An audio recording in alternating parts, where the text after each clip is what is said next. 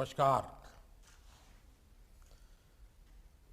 शिक्षक पर्व के इस महत्वपूर्ण कार्यक्रम में हमारे साथ जुड़ रहे कैबिनेट में मेरे सहयोगी श्री धर्मेंद्र प्रधान जी, श्रीमती अन्नपूर्णा देवी जी, डॉक्टर सुभाष सरकार जी, डॉक्टर राजकुमार रंजन सिंह जी, देश के अलग अलग राज्यों के माननीय शिक्षा मंत्रीगण, राष्ट्रीय शिक्षा नीति के प्रारूप को तैयार करने वाली समिति के अध्यक्ष डॉक्टर कस्तूरी रंगन जी, उनकी टीम के सभी माननीय सम्मानित सदस्यगण, पूरे देश से हमारे साथ मौजूद सभी विद्वान प्राचार्यगण, शिक्षकगण और प्यारे विद्यार्थियों, मैं सबसे पहले राष्ट्रीय पुरस्कार प्राप्त करने वाले हमारे शिक्षकों को बहुत बहुत बधाई देता हूं। आप सभी ने कठिन समय में देश में शिक्षा के लिए, विद्यार्थियों के भविष्य के लिए जो एक निष्ठ प्रयास किया है, योगदान दिया है, वो अतुलनीय है, सराहनीय है। इस कार्यक्रम में हमारे जो विद्यार्थी उपस्थित हैं, मैं उनके भी चेहरे स्क्रीन पर देख रहा हूं। 1.5-2 सालों में पहली बार ये अलग सी चमक आपके चेहरों पर दिख रही है। ये चमक संभवतः स्कूल्स खुलने की लगती है। लंबे समय बाद स्कूल जाना, दोस्तों से मिलना, क्लास में पढ़ाई करना, इसका आनंद ही कुछ और होता है। लेकिन उत्साह के साथ साथ कोरोना नियमों का पालन भी हम सबको, आपको भी पूरी कड़ाई से करना है। साथियों, आज शिक्षक पर्व के अवसर पर अनेक नई योजनाओं का प्रारंभ हुआ है और अभी हमने एक छोटी सी फिल्म के द्वारा इन सभी योजनाओं के विषय में जानकारी प्राप्त की। ये इनिशिएटिव इसलिए भी अहम है क्योंकि देश अभी आजादी का अमृत महोत्सव मना रहा है। आजादी के 100 वर्ष होने पर भारत कैसा होगा, इसके लिए आज भारत नए संकल्प ले रहा है। आज जो योजनाएं शुरू हुई हैं, वो भविष्य के भारत को आकार देने में अहम भूमिका निभाएगी। आज विद्यांजलि 2.0, निष्ठा 3.0, टॉकिंग बुक्स और यूएलडी बेस आईएसएल डिक्शनरी जैसे नए प्रोग्राम्स और व्यवस्थाएं लॉन्च की गई है। School quality assessment and assurance framework यानी SQAAF जैसी आधुनिक शुरुआत भी हुई है। मुझे पूरा भरोसा है कि ये न केवल हमारे एजुकेशन सिस्टम को ग्लोबली कॉम्पिटिटिव बनाएगी, बल्कि हमारे युवाओं को भी फ्यूचर रेडी बनाने में बहुत मदद करेगी। साथियों, इस कोरोना काल में आप सभी दिखा चुके हैं कि हमारी शिक्षा व्यवस्था का सामर्थ्य कितना ज्यादा है। चुनौतियां अनेक थी, लेकिन आप सभी ने उन चुनौतियों को तेजी से समाधान भी किया।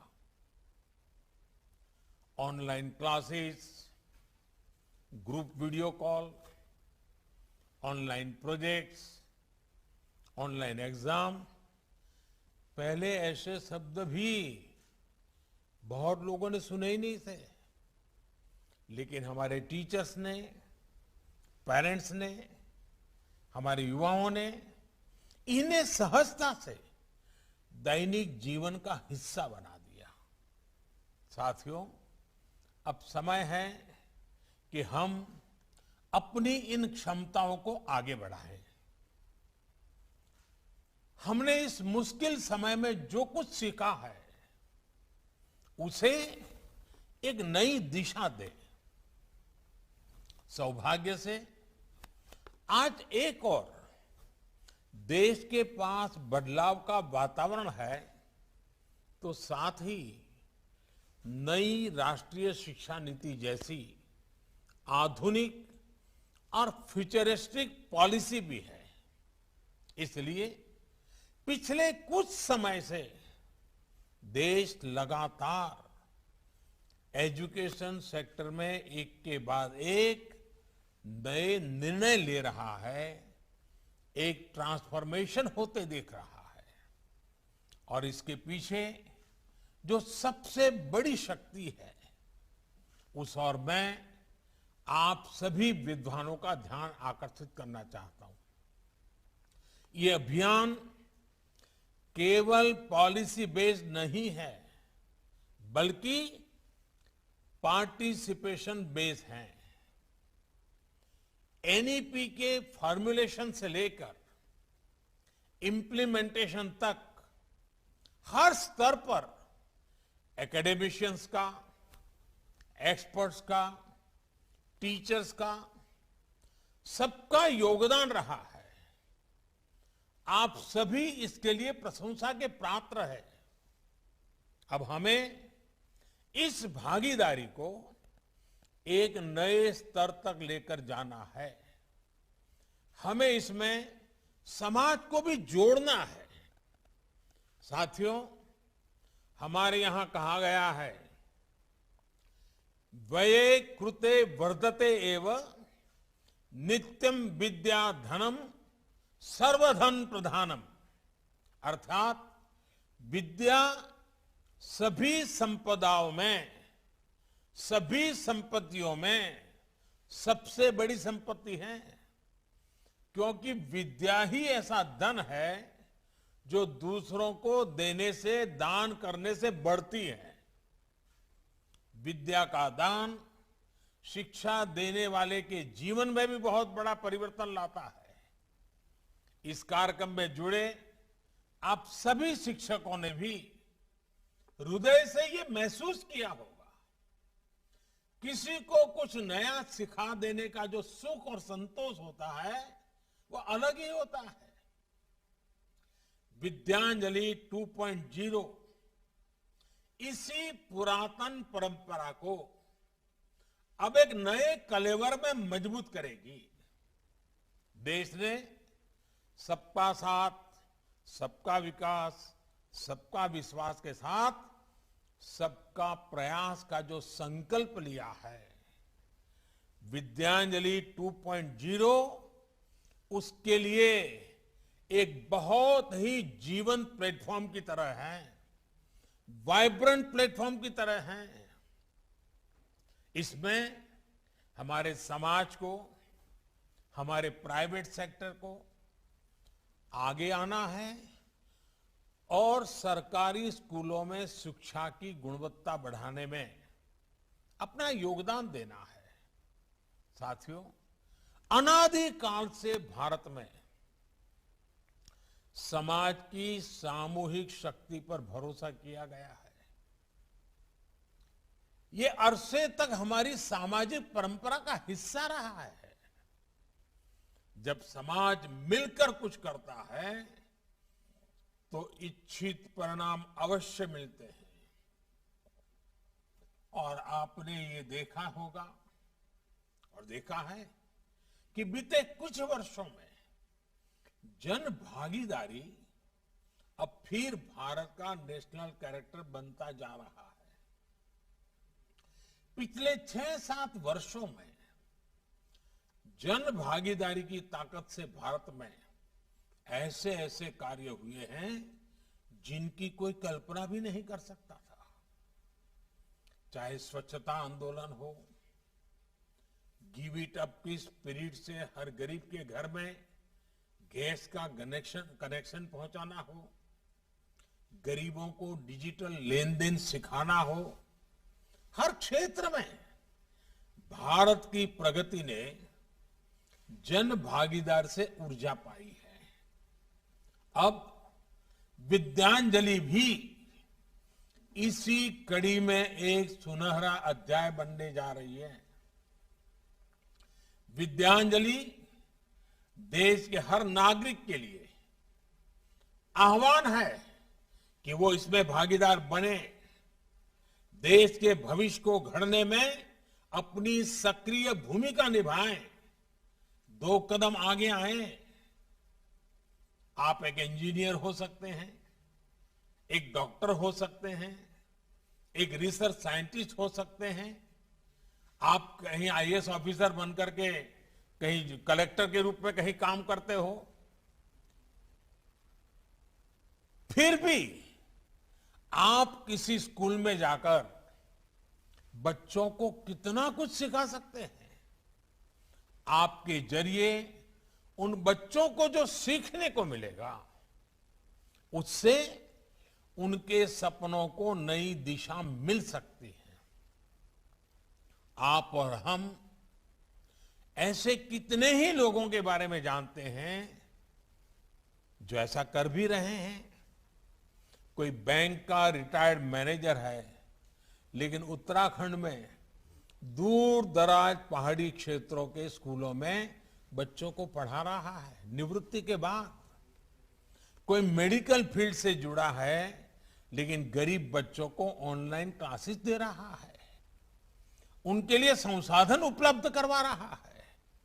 यानी आप चाहे समाज में किसी भी भूमिका में हो, सफलता की किसी भी सीढ़ी पर हो, युवाओं के भविष्य निर्माण में आपकी भूमिका भी है और भागीदारी भी है।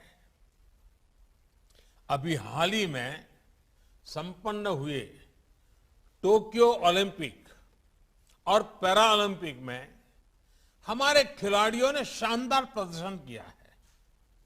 हमारे युवा इनसे कितना प्रेरित हुए हैं। मैंने अपने खिलाड़ियों से अनुरोध किया है कि आजादी के अमृत महोत्सव के अवसर पर हर खिलाड़ी कम से कम 75 स्कूलों में जाएं। मुझे खुशी है कि इन खिलाड़ियों ने मेरी बात को स्वीकार किया है और मैं सभी माननीय शिक्षक गण से कहूंगा, आचार्य गण से कहूंगा कि आप अपने इलाके में इन खिलाड़ियों से संपर्क कीजिए, उनको अपने स्कूल में बुलाइए, बच्चों के साथ उनका संवाद करवाइए।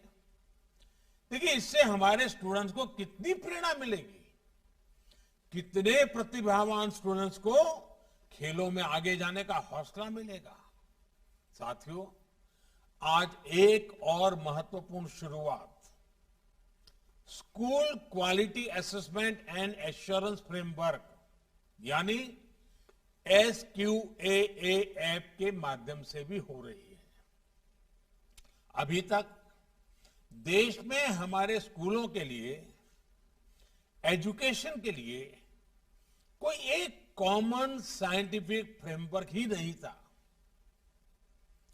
कॉमन फ्रेमवर्क के बिना शिक्षा के सभी पहलुओं जैसे कि curriculum, pedagogy, assessment, infrastructure, inclusive practices और गवर्नेंस प्रोसेसेस, इन सभी के लिए स्टैंडर्ड बनाना मुश्किल होता था। इससे देश के अलग अलग हिस्सों में, अलग अलग स्कूलों में स्टूडेंट्स को शिक्षा में असमानता का शिकार होना पड़ता है। लेकिन एसक्यूएएफ अब इस खाई को पाटने का काम करेगा। इसकी सबसे बड़ी खूबी है कि इस फ्रेमवर्क में अपनी जरूरत के हिसाब से बदलाव करने की फ्लेक्सिबिलिटी भी राज्य के पास होगी। स्कूल्स भी इसके आधार पर अपना मूल्यांकन खुद ही कर सकेंगे।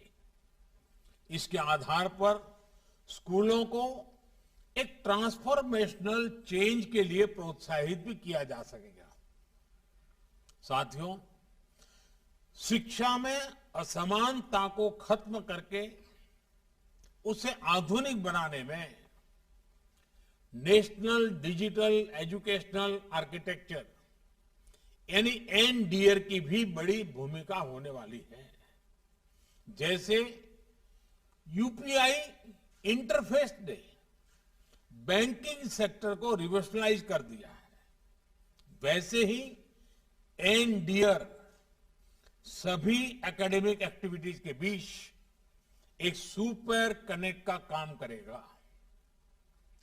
एक स्कूल से दूसरे स्कूल में जाना हो या हायर एजुकेशन में एडमिशन, मल्टीपल एंट्री एग्जिट की व्यवस्था हो या एकेडमिक क्रेडिट बैंक और छात्रों की स्किल्स का रिकॉर्ड, सब कुछ एनडीआर के जरिए आसानी से उपलब्ध होगा।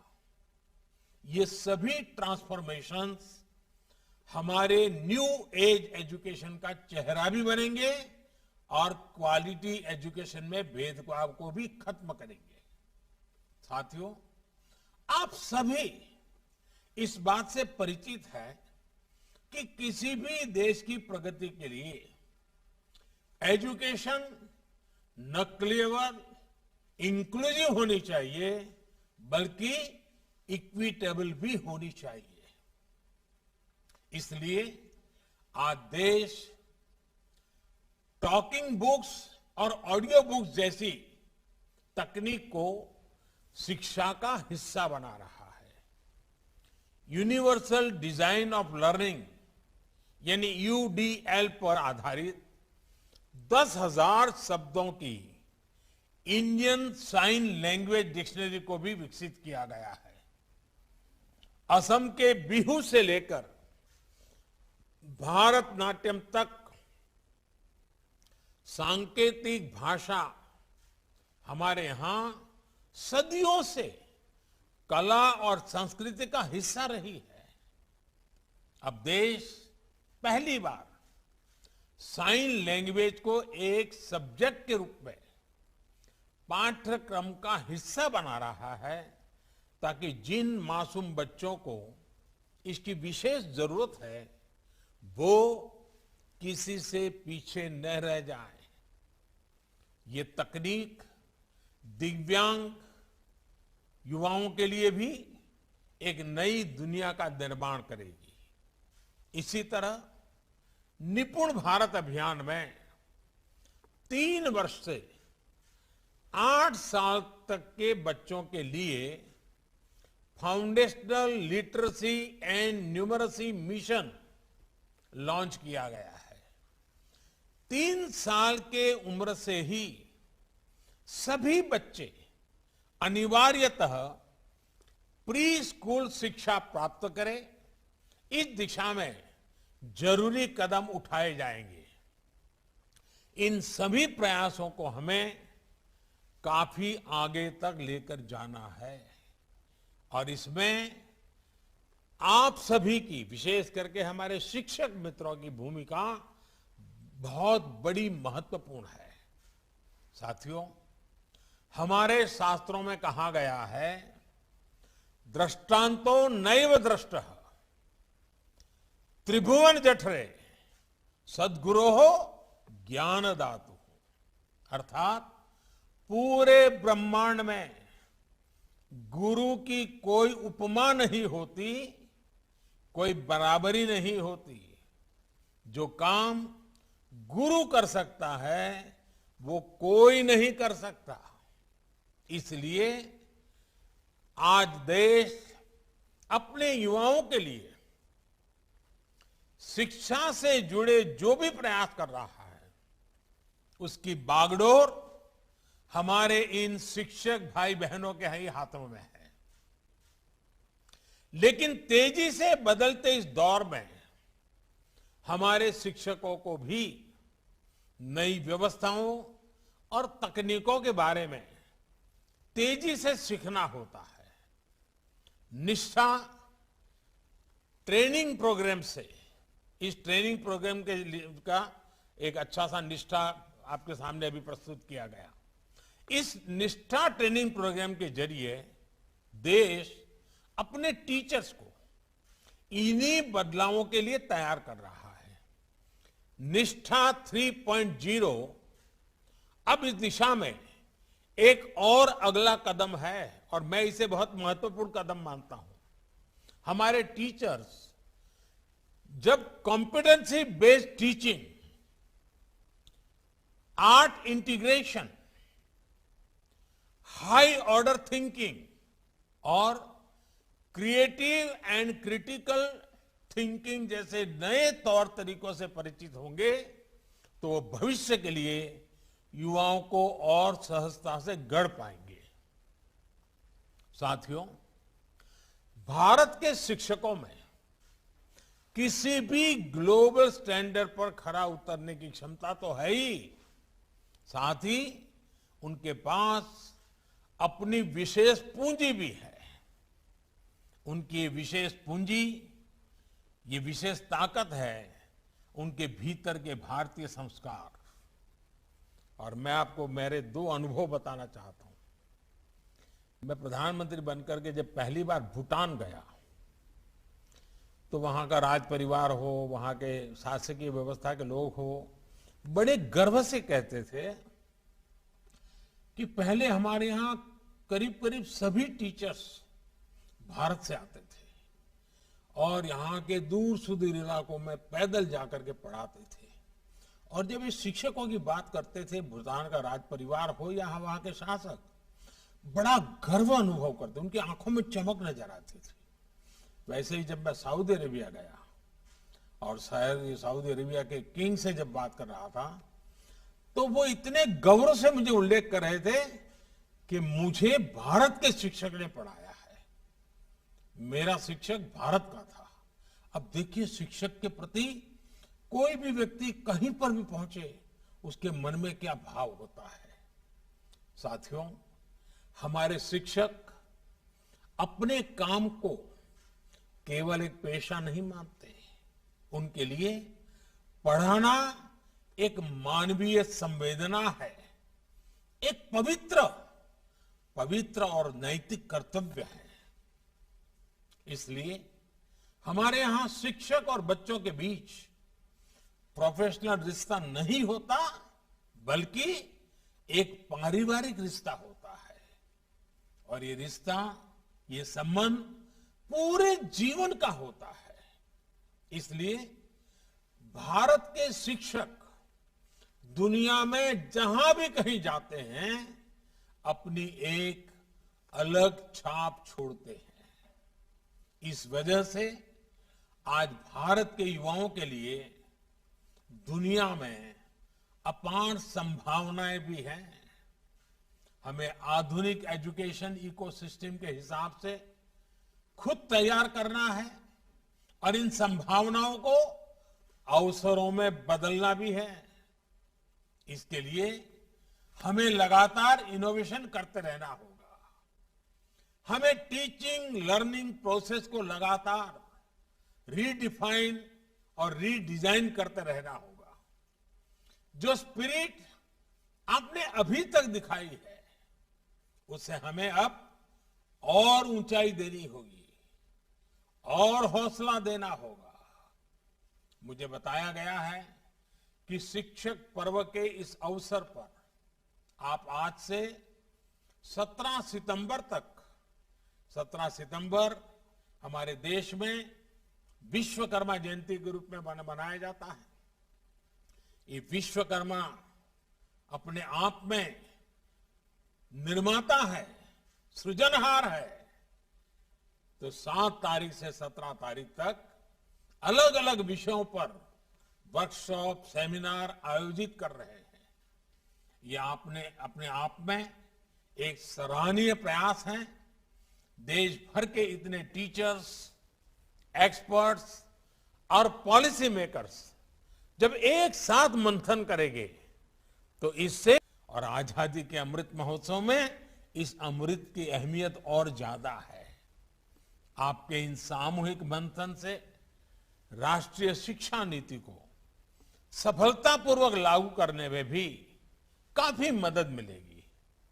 मैं चाहूंगा कि इसी तरह आप लोग अपने शहरों में, गांवों में भी स्थानीय स्तर पर प्रयास करें। मुझे विश्वास है कि इस दिशा में सबके प्रयास से देश के संकल्पों को नई गति मिलेगी। अमृत महोत्सव में देश ने जो लक्ष्य तय किए हैं उन्हें हम सब मिलकर हासिल करेंगे। इन्हीं शुभकामनाओं के साथ आप सभी का बहुत बहुत धन्यवाद और बहुत बहुत शुभकामनाएं।